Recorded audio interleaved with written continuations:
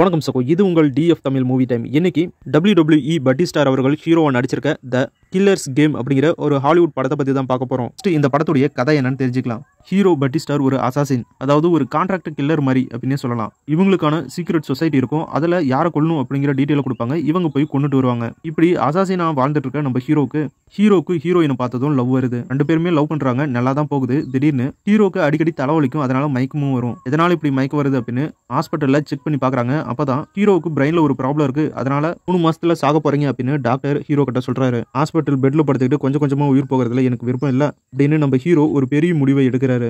தன்னையே கொல்ல சொல்லி ஹீரோ அசாசின்ஸுக்கு ஒரு கான்ட்ராக்டை கொடுக்குறாரு. தன்னைத்தானே கொல்ல சொல்லி கான்ட்ராக்டை பேசி முடிச்சுட்டு வர அப்பதான் ஹீரோக்கு ட்ரீட்மெண்ட் பார்த்த டாக்டர் ஃபோன் பண்றாரு. உங்களுக்கு எந்த ஒரு ப்ராப்ளமும் இல்ல, நீங்க நிறைய நாள் உயிர் வாழ போறீங்க. உங்களுடைய ரிப்போர்ட் மாறி போயிருச்சு, எங்களை மன்னிச்சிருங்க அப்படின்னு சொல்றாங்க. இதை நம்பி என்ன நானே கான்ட்ராக்ட் கொடுத்து கொல்ல சொல்லி ஏற்பாடு பண்ணியிருக்கிறேனே அப்படின்னு ஹீரோ ஃபீல் பண்ண. அதுக்கப்புறம் வரிசையா ஹீரோவை கொலை பண்ண நிறைய கான்ட்ராக்ட் கில்லர்ஸும் அசாசின்ஸும் வராங்க.